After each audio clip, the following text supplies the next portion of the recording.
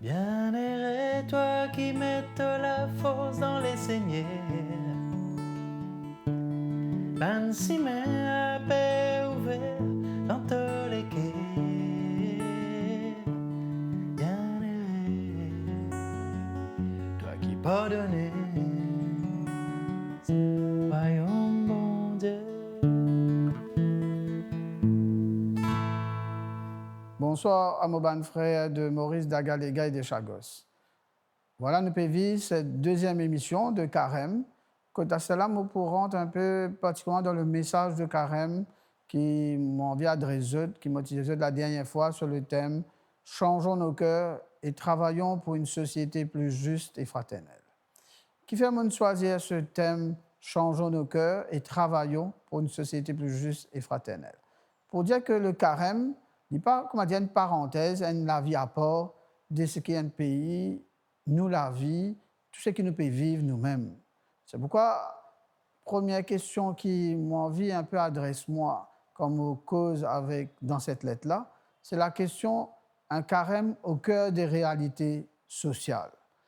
Pourquoi un carême, nous tous qui vivons un carême, nous sommes très heureux que nos frères et sœurs de la communauté hindoue qui vivent autant de carême, aussi de jeûne pour vivre Mahshvatri, nos frères et sœurs musulmans également, dans le temps du Ramadan. Tout ce temps-là, il est souvent un temps aussi que nous ne pas déconnecter avec la réalité sociale, ne pas déconnecter de la vie. C'est pourquoi cette année, quand nous cause le temps du carême, ce 40 jours qui promènent nous vers Pâques, mais moi pour insister beaucoup un peu sur ces réalités sociales. Parce que il y a une jolie parole qui est dans l'Église, un document dit nous, les joies et les espoirs de l'Église dans le monde de ce temps, dit nous, les joies, les espoirs, les maladies, les épreuves, les contraintes, les injustices, tout ça a une dimension de la vie humaine. Nous ne sommes pas capables, nous chrétiens, pas intéresser nous à ce qui nous peut vivre. Comme il dit, rien de ce qui est humain ne peut faire écho dans le cœur des disciples du Christ. Comme si ça, les bien résonne dans nous les cœurs. Et c'est pourquoi cette dimension prend en compte la réalité, est important pour nous. Mais elle nous prend en compte la réalité qu'il y dit à nous. Peut-être c'est cela qui m'a insisté un peu dans ma lettre pastorale en disant que voyons-nous de la réalité sociale.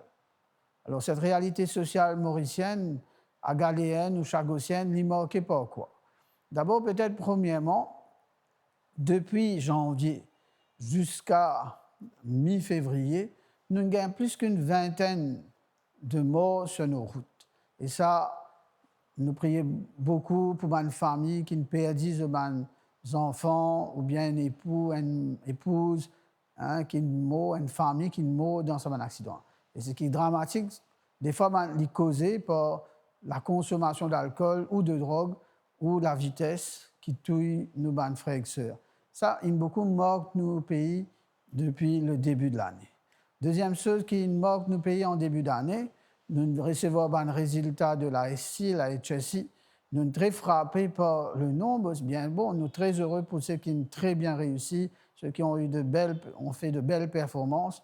Mais nous ne pouvons pas oublier aussi que même si nous avons 3 crédits, combien d'échecs d'enfants, plus que 31% des élèves n'ont pas réussi à gagner le school certificate.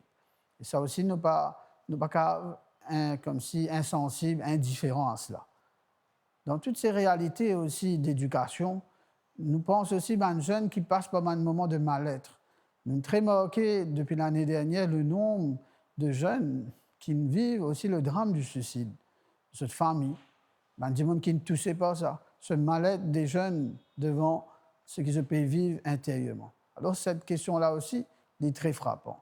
Pour nos frères et sœurs des Chagos, quand résultat ici, il y en a 5 Agaléens, excusez-moi, 5 Agaléens, tu ne prends pas aux examens de la SI, aucune réussite.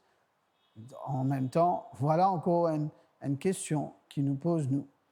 Pour le peuple chagossien, puis avancer vers la souveraineté de la République de Maurice sur les Chagos, et c'est aussi en même temps un chemin d'espérance, mais le combat est long, dans ce débat qui nous peut tendre en Angleterre.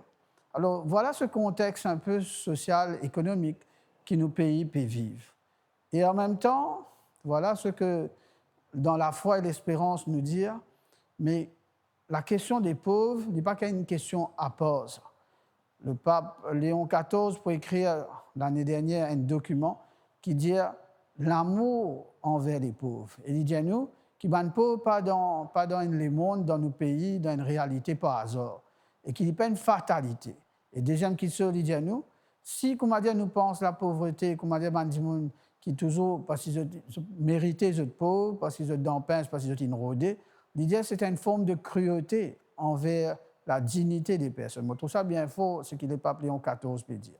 Comme s'il remettent nous devant cette situation. Il peut dire aussi, même les chrétiens, des fois nous rentrent dans sa pensée-là, mais si nous dire, vous savez, si je suis pauvre, je te mérite. Si je suis pauvre, mais ça n'a pas de problème. Je tiens à pour faire des efforts pour sortir dans une pauvreté. Et alors, les papes viennent nous faire attention. Les questions des pauvres dans l'Église, ce n'est pas une question juste bien faire pour les pauvres, mais les pauvres, ils font partie de la mission de l'Église comme une manière d'annoncer la bonne nouvelle aux pauvres. Et qui nous considère le pauvre dans ce qui était dans sa dignité lui-même. Alors voilà cette première partie de ma lettre, comme si cette change en nos cœurs-là, il dépend aussi le regard qui nous a sur les personnes dans cette pauvreté, dans cette blessure, dans ces questions d'addiction d'humains jeunes, comment nous guette tout ça là, et qui des fois, quand nous guette dans les réseaux sociaux, il fait nous gagner pire, parce qu'il nous trouve une société mauricienne peut-être défigurée. Dans ce deuxième dimanche de carême, nous cause la transfiguration. Jésus qui allait aux montagnes, il est transfiguré devant Pierre, Jacques et Jean. Mais ce même Jésus, ce regard, ce visage de transfiguré, pour défigurer par la souffrance et la mort. Quelque part, c'est un peu ce chemin aussi qui bondit à nous. Tout le monde dans cela vient un moment, il connaît une défiguration, il a une souffrance qui vient, comment dire, bousculer. Mais nous, l'espérance, c'est qu'ils viennent transfigurer nous, viennent transformer ces réalités humaines, sociales et nos propres lives. C'est pourquoi, frères et sœurs de Maurice et d'Agaléga et de Chagos, nous pouvons continuer ce deuxième dimanche de carême dans cette espérance de la transfiguration, au cœur même des réalités sociales, mais comment trouver au cœur même de ce que nous vivons le souci, la dignité des plus pauvres. Voilà ce chemin que je vous inviterai à prendre avec moi. Et je vous dis à bientôt et à la prochaine fois.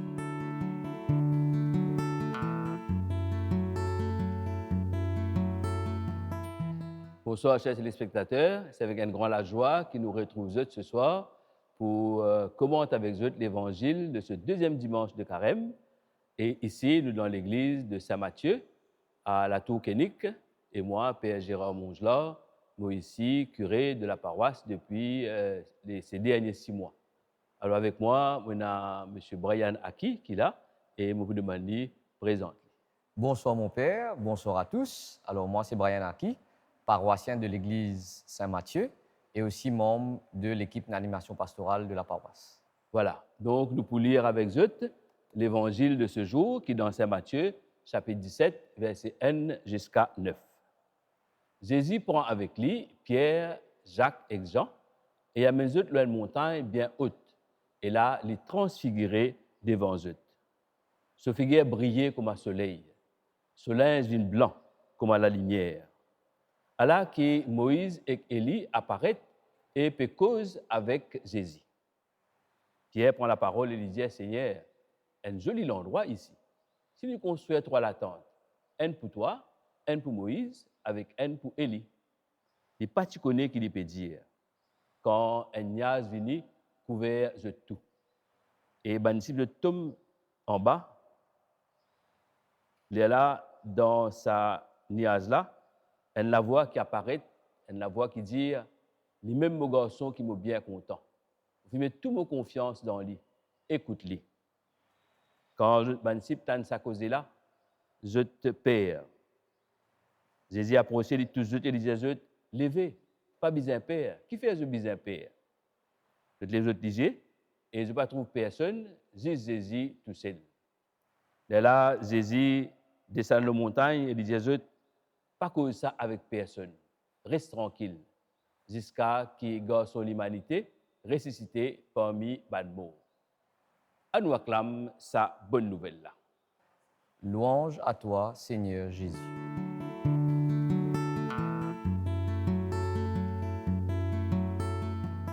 Mon père, vous faites lire ça l'évangile là, mais qui fait ça moment là? Qui fait ce moment de transfiguration là, c'est ça que tu as envie de dire. Exactement. Connais dans tout l'évangile qui nous lit, les bons qui nous mettent dans le contexte.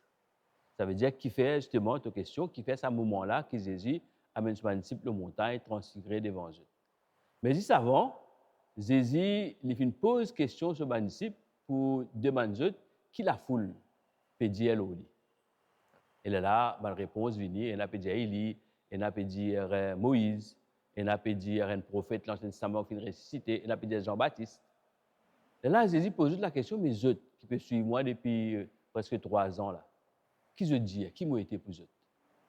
Et là, Pierre prend la parole. Et là, il dit, toi-même le Messie.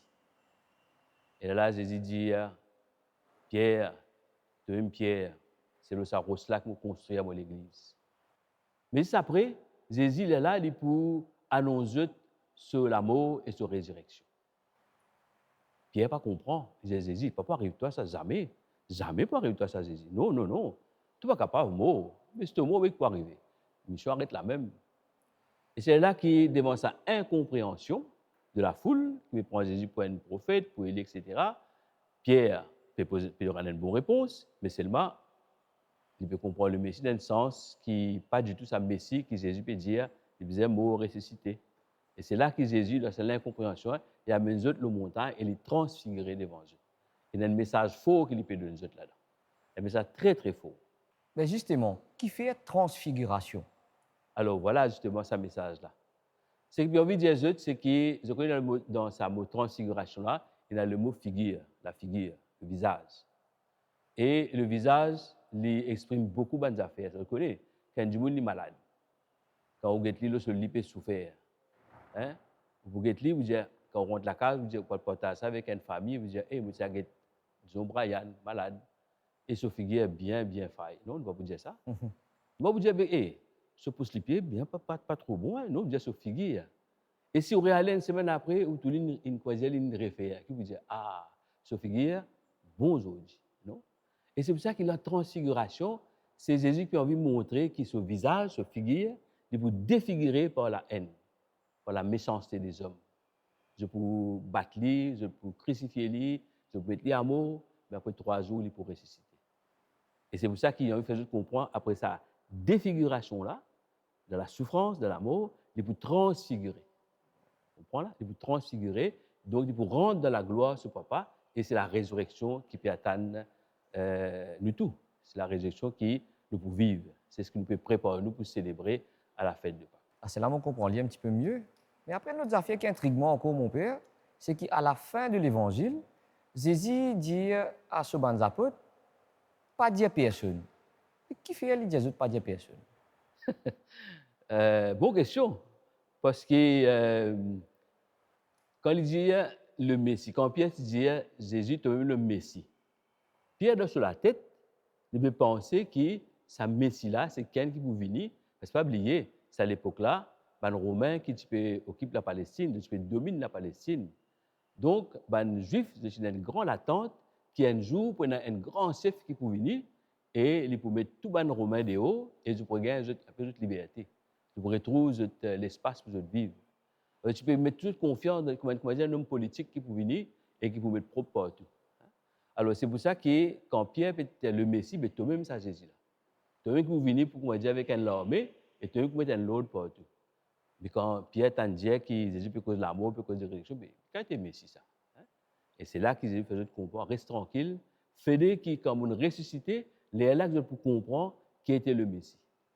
Le Messie, effectivement, c'est un Messie souffrant, un Messie qui est crucifié. Et d'ailleurs, dans le livre d'Isaïe, Isaïe peut dire bien. Hein? Il veut dire son visage était tellement défiguré qu'il n'est plus ressemblé à un homme. Tellement défiguré par la haine, par la souffrance, il n'est plus ressemblé à un homme. C'est pour ça que Jésus dit aux apôtres, garde le silence. Pas dire ça pour le moment, jusqu'à ce que le Fils de l'homme, garde son humanité, ressuscité parmi les morts. Justement, mon père, pour une cause défiguration après transfiguration. Nous connaissons qui de la société aujourd'hui, il y a beaucoup de monde pauvre qui défiguré justement par la pauvreté. Comment nous, pendant cette période de carême-là, nous sommes capables de faire eux transfigurer? Alors, ben, ça permet moi, pour connaître un peu ce qui ici, la paroisse Sainte-Marie-Madeleine, Saint-Mathieu et la chapelle Bienheureux Père Laval, comment nous pouvons essayer de vivre ce temps de carême.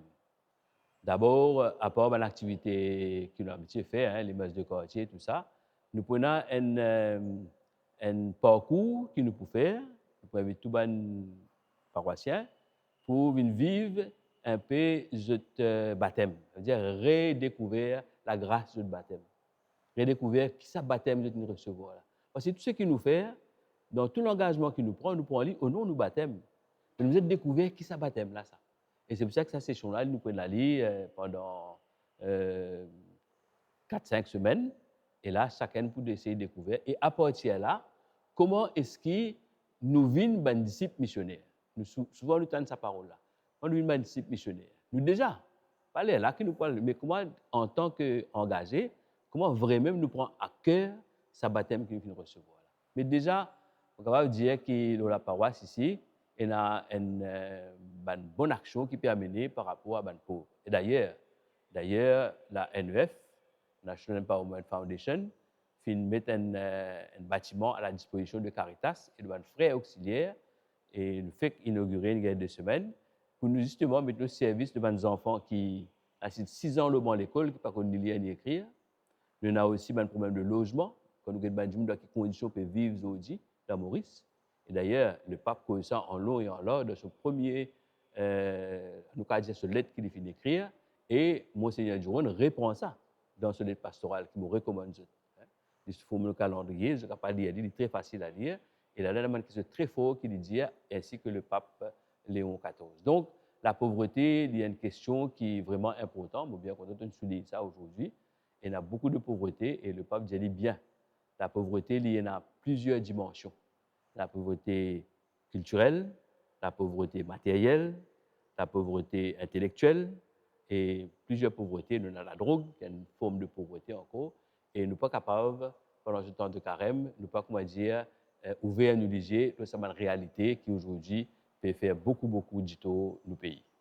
Merci beaucoup, mon père, pour ce partage-là.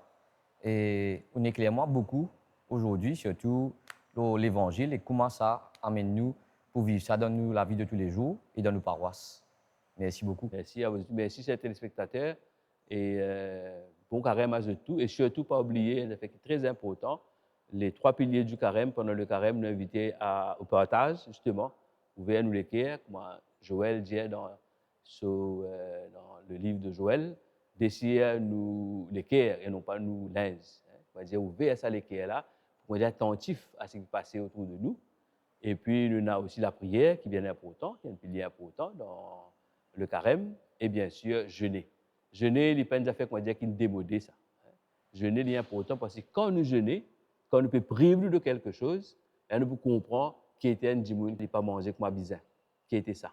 Alors, c'est pour ça que jeûner est important. Nous vivons dans nos échos, là, nous pouvons sentir l'importance de la solidarité avec les autres. Alors, vous souhaite un grand merci pour votre écoute et un bon carême à vous. Merci.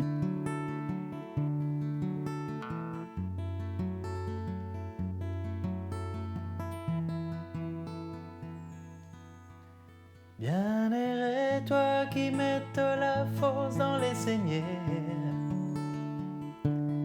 Ben si à paix ouvert dans tous les quais. Bienheureux toi qui pardonnais. Dans l'amour te pour parfait comme un bon Dieu. Bienheureux toi qui comme un lit trace aussi au milieu mépris et haine de continue traverser. Bienheureux, tu trouves la joie dans reconnaissance, l'amour gratis de papa. Bienheureux, bienheureux, bienheureux. appelle-toi enfant, mon Dieu.